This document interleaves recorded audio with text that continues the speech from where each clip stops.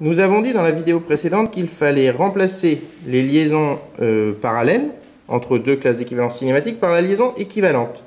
Nous allons donc aborder très succinctement comment déterminer la liaison cinématiquement équivalente à un ensemble de liaisons. Un chapitre à part entière sur cette notion arrivera plus tard dans l'année. Alors déjà, liaison équivalente, c'est celle qui autorise les mêmes mouvements relatifs. Si par exemple ici, je prends le cas des liaisons en parallèle. Donc vous voyez ici, entre 1 et 2, sur un graphe de liaison partielle, j'ai 4 liaisons en parallèle, voire peut-être plus, avec celle entre les deux. Exemple, ici j'ai un pivot glissant et une ponctuelle. Entre deux pièces, j'ai donc deux liaisons en parallèle. J'ai mon pivot glissant et ma ponctuelle. Ma liaison équivalente, c'est quoi?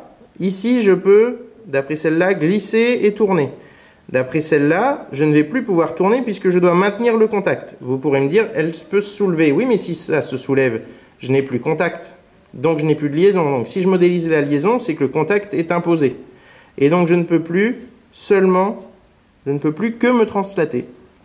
J'ai donc comme liaison équivalente une liaison glissière de direction X.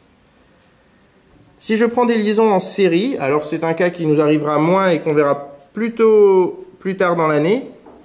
Les liaisons série, si je parle de liaison équivalente, c'est que je cherche la liaison équivalente à celle réalisée par deux liaisons, mais avec une pièce intermédiaire. J'ai une pièce intermédiaire qui intervient. Ici, par exemple, si je cherche la liaison équivalente entre 3 et 1, c'est-à-dire que je veux supprimer la classe d'équivalence numéro 2.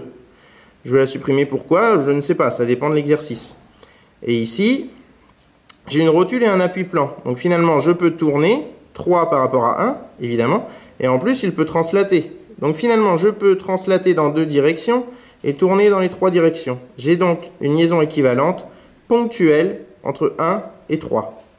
Ce cas de figure sera moins utilisé en général et c'est plutôt le cas des liaisons parallèles qui nous intéressera.